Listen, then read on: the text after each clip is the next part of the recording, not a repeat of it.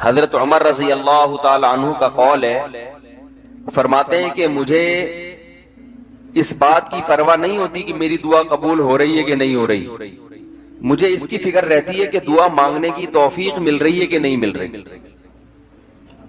کیونکہ اللہ جب ناراض ہوتا ہے نا کسی سے، مانگنے کی توفیق چھین لیتا ہے اللہ تعالیٰ. اور مانگنے کی توفیق دی ہوئی، اس کا مطلب اگر ناراض ہے بھی تو اتنا زیادہ نہیں ہے، تھوڑا بہت ہے، وہ تلافی چاہتا ہے کہ آپ کر لو. مانگنے کی توفیق ملنا اس کی علامت ہے کہ اللہ اگر ناراض بھی ہے تو بہت زیادہ نہیں روٹھا ہوا، بلکہ اس نے سوری کا آپشن دیا ہوا ہے کہ چلو مانگ کے اپنا منا لو، مجھے کسی بھی طریقے سے راضی کر لو. دعا کا اس قدر فائدہ ہوتا ہے انسان کو، اس قدر فائدہ ہوتا ہے، آپ مانگنا شروع کریں زندگی چینج ہونا شروع ہو جائے گی، آپ کی زندگی میں تبدیلی آنا شروع ہو جائے گی. جتنا تعلق اللہ کے ساتھ دعا کے ذریعے بنتا ہے، اتنا تعلق کسی اور چیز سے نہیں بنتا. دیکھو کسی سے دوستی کرنا چاہتے ہو، دوستی کا سب سے بہتر طریقہ کیا ہے؟ اس سے گپ شپ شروع کر دو، یہی طریقہ ہے نا. بھائی آپ کا دوست کون ہے؟ وہ جس سے آپ کی گپ شپ زیادہ ہوتی ہو، اسی سے دوستی ہوگی نا. اب آپ بتا رہے ہیں یہ میرا جگری دوست ہے، بہت پرانا دوست ہے، میں پوچھوں گا آپ سے بھئی یہ دوستی کیسے ہوئی؟ یہ دوستی بھئی ایسے ہوئی کہ میں جس کالج میں پڑھتا تھا وہیں یہ بھی یہی پڑھتا تھا. تو کیا کرتے تھے آپس میں؟ کوئی بات چیت ہوتی تھی؟ بات چیت تو نہیں ہوئی کبھی زندگی میں. پھر دوستی کیسے ہو گئی؟ پڑھتے تو بہت سارے لوگ ہیں. دوستی کے لیے سب سے پہلی چیز کیا ہے؟ بات چیت. دعا میں انسان بات چیت شروع کر دیتا ہے کس کے ساتھ؟ اللہ کے ساتھ. تو اللہ اور بندے کا کنیکشن مضبوط ہونا شروع ہو جاتا ہے. اس لیے اہل اللہ کو تو اس کی پرواہ نہیں ہوتی کہ میری دعا قبول ہو بھی رہی ہے کہ نہیں ہو رہی ہے. وہ کہتے ہیں ہمیں مانگنے کی توفیق مل رہی ہے. معذرت کے ساتھ تھوڑی میں ابیوز لینگویج استعمال کرتا ہوں کہ بھاڑ میں جائے قبول ہونا، ٹھیک ہے نا. ہمیں تو اس بادشاہ کے دربار میں ہاتھ پھیلانے کی توفیق مل رہی ہے، بس ہمارے لیے اتنا کافی ہے، تعلق بحال ہے ہمارا اس سے. تو میں یہ عرض کر رہا تھا کہ کبھی ہماری جو دعائیں قبول نہیں ہوتی بسا اوقات اس کی وجہ یہ ہوتی ہے کہ ہمارا وہ عمل دعا ہوتا ہی نہیں ہے. جب دعا ہی نہیں ہوتا تو پھر اس میں قبولیت کہاں سے آ گئی؟ وہ تو ہم پڑھ رہے ہوتے ہیں الفاظ رٹا لگا کے ایک چیز کو، یعنی ایک پڑھنے کے انداز میں ہوتی ہے، وہ اس میں جذبات ہی نہیں ہوتے. جذبات کن لوگوں کے ہوتے ہیں؟ امام بخاری رحمہ اللہ تعالی کی سوانے پڑھیں آپ، بچپن میں نابینا ہو گئے، والدہ تو آپ کو بڑا علم سکھانا چاہتی تھی، پریشان کہ اللہ یہ تو میرا بچہ ہی نابینا ہو گیا. تو رات کو مصلی پہ گڑ گڑا کے دعا مانگنا شروع کی، اے اللہ میرے بچے کی بینائی واپس لوٹا دے، اے اللہ اس کی بینائی واپس لوٹا دے. اتنا مانگا ہے، روتے روتے دعا مانگتے مانگتے آنکھ لگ گئی، خواب آیا، دو فرشتے آپس میں بات کر رہے ہیں کہ اللہ نے اس عورت کی دعا قبول کر لی ہے اور اس کے بچے کو بینائی لوٹا دی ہے.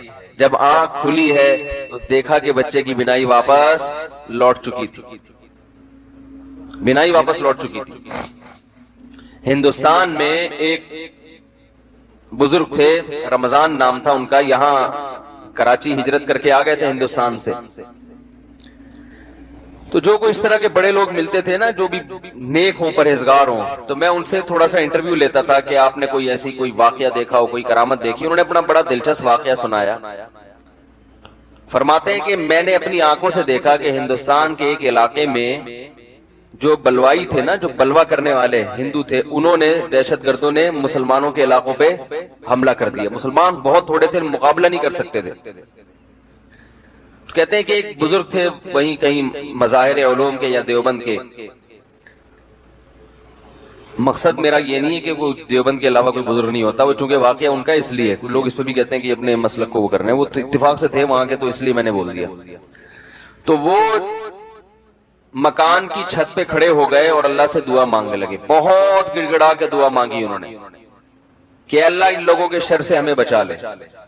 تو یہ جو واقعہ سنانے والے تھے نا، انہوں نے مجھے خود بتایا، کہتے میں نے اپنی آنکھوں سے دیکھا کہ گھوڑوں پہ آسمان سے فرشتے نازل ہو رہے ہیں اور ان کے ہاتھ میں بڑی بڑی راڈیں ہیں, گزند ہیں, اور وہ زمین پہ نازل ہو کر انہوں نے ان بلوائیوں کے خلاف حملہ کر دیا, مارا ان کو. میں نے جب یہ واقعہ ایک دفعہ بیان کیا تو یوٹیوب پہ جب یہ واقعہ گیا تو اس علاقے کے جو مسلمان تھے ان کے کمنٹس آئے کہ یہ واقعہ یہاں پر ہوا ہے اور اس گاؤں میں ہوا ہے. نہیں یاری بات سمجھ میں. تو یہ کیا ہے؟ دعا مانگنے والے کی جو دعا ہے نا اس میں طاقت تھی, وہ مانگ رہا تھا گڑ گڑا کے. آپ نے دیکھا ہوگا آج کل ہم نماز استسقا پڑھتے ہیں, بارش پھر بھی نہیں ہوتی. عموماً ایسا ہی چل رہا ہے سسٹم جو چل رہا ہے نا, نماز استسقا پڑھ رہے ہیں, بارش نہیں ہو رہی, تو اللہ سے اچھی امید رکھتے ہیں کہ قبول ہوتی ان کی دعائیں. لیکن پہلے دعائیں نماز استسقا کی فوراً قبول ہوتی تھی اور ان کا ظاہر بھی قبول ہوتا تھا. یہ ہم نے بھی اپنے بڑوں سے بھی سنا. میری دادی نے, اللہ ان کی مغفرت کرے, خود بتایا, انہوں نے بتایا کہ ہندوستان میں جب بارشیں برسنا ختم ہو جاتی تھی تو مظاہر علوم سے, دیوبند سے علماء کی ایک جماعت نکلتی تھی, سہارنپور سے, اور عورتیں, بچے, مرد, بوڑھے سب ان کے ساتھ نکل کے میدان میں جاتے تھے. خود انہوں نے اپنا واقعہ سنایا. کہہ رہے ہم جاتے تھے میدان میں بوسیدہ کپڑے پہن کے. نماز استسقا میں یہی ہے نا کہ بوسیدہ کپڑے پہن کے جاؤ, اپنے مواشی کو بھی لے کر جاؤ اور شہر سے باہر جاؤ اور دھوپ میں اللہ سے گڑ گڑا کے دعائیں مانگو. تو کہتے ہیں ہم جب جایا کرتے تھے بارش کی دعا مانگنے کے لیے تو اتنا یقین ہوتا تھا کہ بارش ہوگی کہ تمبو ساتھ لے کر جاتے تھے کہ جب بارش ہوگی نا تو وہاں دیگیں پکیں گی اور کھانا کھایا بھی جائے گا, خوشی میں کھلایا بھی جائے گا. تو وہ کھانے کا سامان گھر سے لے کر جایا کرتے تھے. اور انہوں نے بتایا کہ ہم نے خود دیکھا ہے کہ نماز استسقا کے لیے دعائیں ہو رہی ہیں اور آسمان پہ بادل آئے اور بارش برسنا شروع, اور ہم سب کیا کر رہے ہیں, تمبو لگا کے کھانا کھا رہے ہیں خوشی میں. یہ میں نے خود سنا. نمازی تھی ماشاءاللہ, پرہیزگار تھی, مولانا عبد الرحیم رائے پوری رحمۃ اللہ علیہ سے بیعت بھی تھی وہ. یہ اس لیے فضائل سنا رہا ہوں کہ بھائی امید ہے کہ انشاءاللہ جھوٹ نہیں بولا ہوگا انہوں نے. وہ جھوٹ کیوں بولیں گے بھائی, ان کو کوئی پیسے مل رہے تھے. یہاں ہمارے پڑوس میں یہی اسی مسجد میں سامنے ایک ڈاکٹر صاحب رہا کرتے تھے, آپ کو معلوم ہوگا, یہاں ایک ڈاکٹر صاحب رہتے تھے نا سامنے والے گھر میں. ان کے والد صاحب بھی بوڑھے آدمی تھے, اللہ تعالیٰ اگر زندہ ہیں تو اور عمر میں برکت دے, انتقال ہو گیا تو اللہ ان کی مغفرت کرے. میرے سے بڑی گپ شپ تھی ان کی. مجھے بس یہ کہتے تھے آپ اتنے پتلے کیوں ہیں. اب تو میں تھوڑا موٹا ہو گیا, بہت ہی پتلا تھا. کہہ رہے ہیں آپ مولوی ہو کے اتنے باریک سے کیوں ہیں. وہ ایسی گپ شپ میں مذاق کرتے تھے. تھے جڑے ہوتے ہیں نا کچھ زندہ دل قسم کے, لاہور کے تھے, پنجاب کے اصل. تو انہوں نے بھی, ان سے بھی گپ شپ ہوتی تھی. انہوں نے بھی ایسے, میں نے ان کو بتایا کہ ہماری دادی سے ہم نے سنا کہ وہاں ہندوستان میں جب جایا کرتے تھے نماز استسقا کے لیے تو بارش ہو جاتی تھی. آپ نے کبھی ایسا دیکھا؟ انہوں نے کہا ہم نے خود اپنی آنکھوں سے دیکھا. انہوں نے اپنے 2 واقعات سنائے. ایک انڈیا کا, وہ انڈیا کے پنجاب سے ان کا تعلق تھا. کہنے لگے کہ ایک مرتبہ بارش رک گئی تو ہم بارش کے لیے یعنی دعا مانگنے کے لیے نماز استسقا کے لیے گھر سے نکلے. سنت یہ ہے کہ نماز استسقا میں آپ ایک تو آبادی سے دور جائیں, نمبر 2 تھوڑے بوسیدہ کپڑے پہن کے جائیں, سب جائیں, بچے بھی جائیں, عورتیں بھی جائیں, مرد بھی جائیں, بوڑھے بھی جائیں, سب لوگ جائیں, اور بہت لمبی دعا مانگی جائے, بہت اطمینان کے ساتھ دعا مانگی جائے. تو کہتے ہیں کہ ہم جب نکل کے جا رہے تھے تو ہندو یہ کہہ رہے تھے یہ موسلے بارش برسانے جا رہے ہیں. ہندوؤں کو اتنا یقین تھا, موسلے کہتے ہیں, موسلی ہندو زیادہ تر موسلے ہی کہتے ہیں مسلمانوں. تو کہہ رہے تھے کہ یہ کیا کرنے جا رہے ہیں, موسلے بارش برسوانے جا رہے ہیں. کہتے ہیں کہ جب گئے دعا مانگی ہے, انتہائی شدید گرمی. آج نماز استسقا بھی ایئر کنڈیشن ہال میں ہوتی ہے, اور توبہ ووبہ کا تو کوئی تصور ہوتا ہی نہیں ہے, کوئی گناہوں سے توبہ بھی کرے.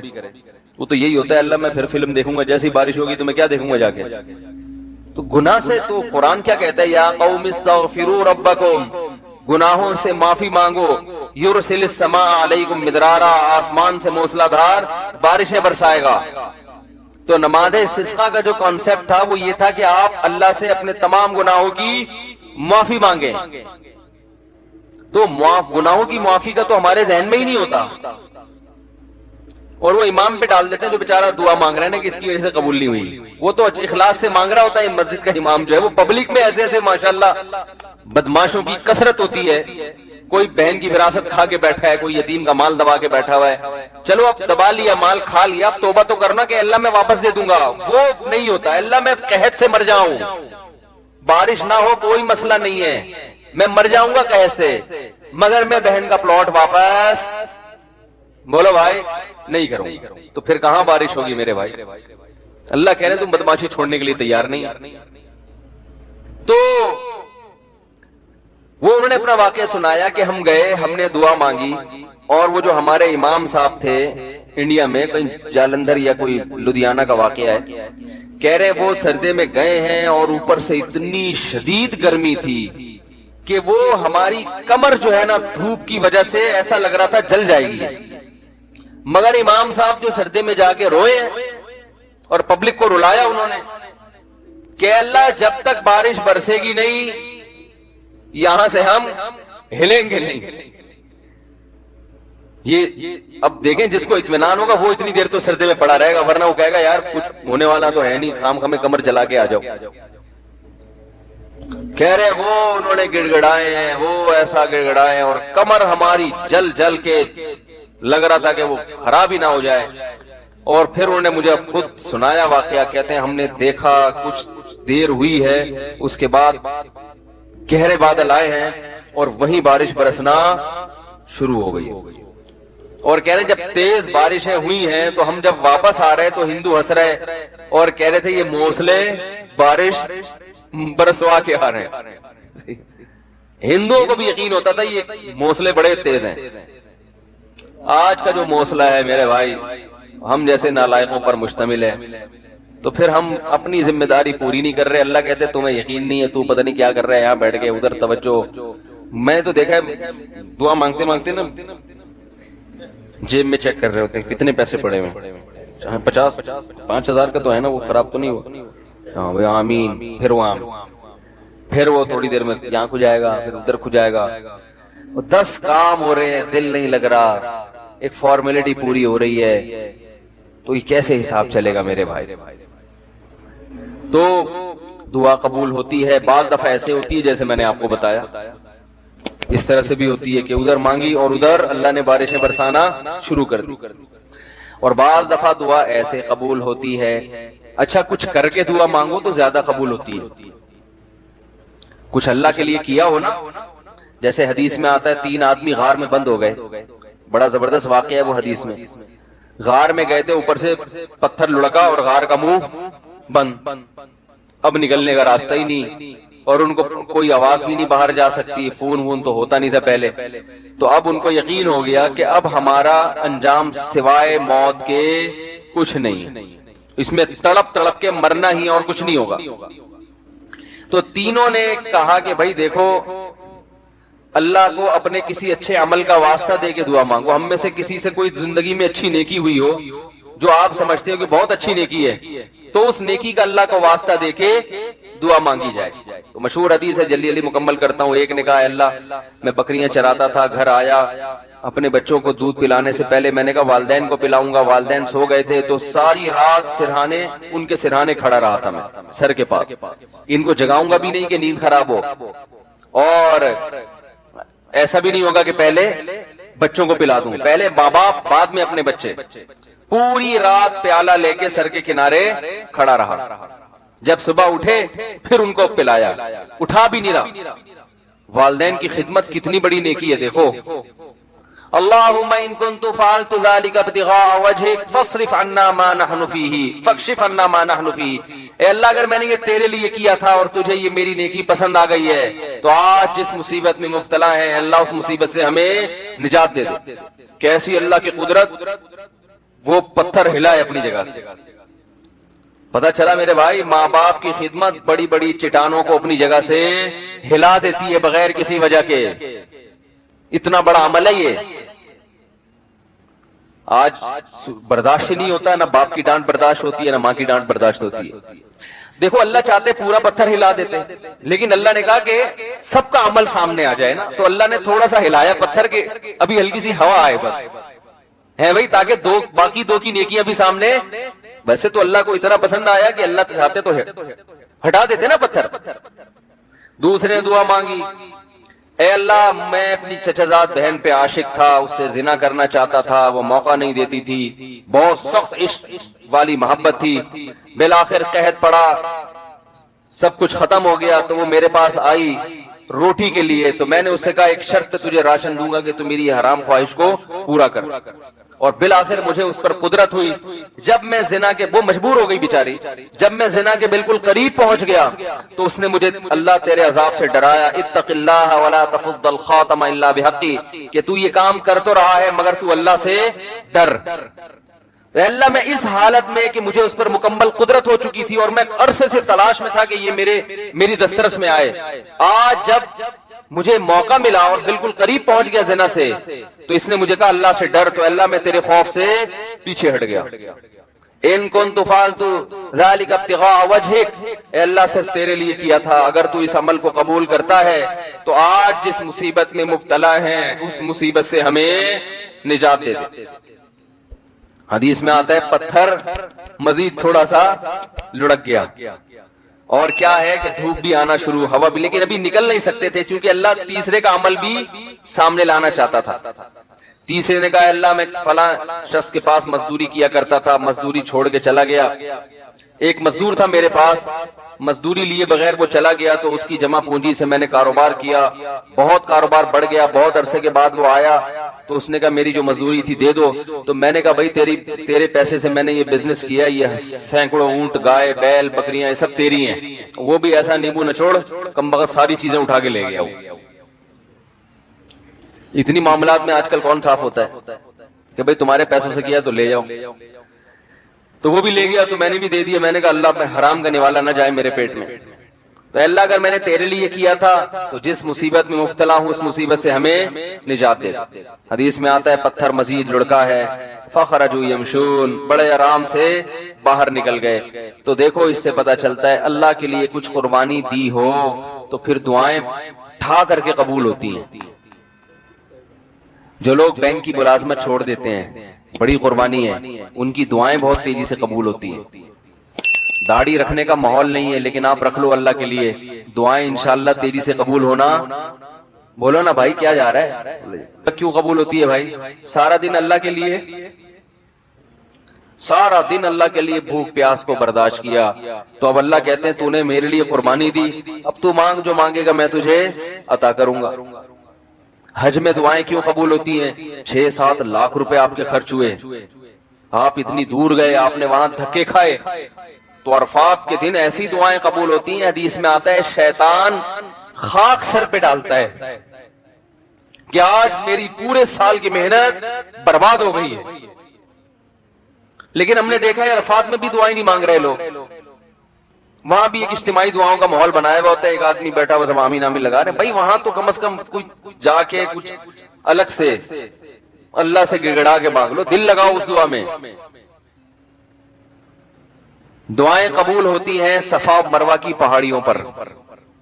وہاں حضرت ہاجرہ نے ایک عمل کیا تھا نا، کتنی بڑی قربانی دی تھی کہ ایک ایسی زمین نہ جہاں گھاس کا تنکا، وہاں اللہ کے لیے قربانی دے کر اپنے بچے کے ساتھ رہنا شروع کیا. اور پھر آزمائش آئی اللہ کی طرف سے، بچہ ایڑیاں رگڑ رہا ہے، پانی کا نام و نشان نہیں ہے، لیکن وہ اللہ سے شکایت نہیں کر رہی کہ اللہ تو نے تو مجھے مروا دیا، کہاں لا کے میرے شوہر نے مجھے ڈال دیا. بھاگ رہی ہے ادھر سے ادھر، ادھر سے ادھر. کیسا اللہ کی رحمت کو جوش آیا کہ میرے لیے قربانی دی، اب میں تجھے ضائع نہیں ہونے دوں گا. ایسا چشمہ پانی کا پیدا کر دیا، ہزاروں لاکھوں کروڑوں حاجی اب تک سیراب ہوتے چلے آ رہے ہیں، وہ چشمہ ختم ہونے کا نام نہیں لے رہا. تو صفا اور مروہ کی پہاڑی پر جب آپ صحیح کرتے ہیں، علماء کہتے ہیں حدیث سے بھی ثابت ہے، وہاں لمبی لمبی دعائیں مانگنی چاہیے کھڑے ہو کر، کیونکہ یہ وہ موقع ہے جہاں آپ نے تو قربانی نہیں دی لیکن اللہ کی ایک بندی نے بہت بڑی قربانی. دوسرے کی قربانی کو بھی انسان کیش کرا سکتا ہے. تو کچھ کرنے کے بعد جب مانگا جائے تو قبولیت کا امکان بڑھ جاتا ہے. ہم اللہ کے لیے کچھ قربانی دینے کے لیے تیار ہی نہیں ہے, کچھ کرنے کے لیے تیار ہی نہیں ہے, مانگنے کے لیے بھی تیار نہیں ہے. بلکہ اللہ نے ہمیں دعائیں بھی سکھائی ہیں, کیسی پیاری دعائیں سکھائی ہیں قرآن مجید میں اور احادیث میں. اللہم ارزقنی حبک وحب من یحبنی یحبک وحب عمل یقربنی الی حبک. اور ایک اور دعا سکھائی, اللہم ارزقنی حبک اللہم ارزقنی حبک وحب من ينفعني حبه عندك اللهم فكما رزقتني مما احب فاجعله قوة لي فيما تحب وما زويت عني مما احب فاجعله فراغا لي فيما تحب. ہم لوگ دعائیں بھی عجیب عجیب چیزوں کی مانگ رہے ہوتے ہیں. کیسے پیارے الفاظ سکھائے, اے اللہ تو مجھے اپنی محبت دے دے, میرے دل میں کیا کر دے, اپنی محبت ڈال دے. وَحُبَّ مَن يَنفَعُنِي حُبُّهُ عِندَكَ, اور ان لوگوں کی محبت بھی یا ان چیزوں کی محبت دل میں ڈال دے کہ جن سے محبت کرنے سے تیری محبت میں مزید ترقی ہو جائے.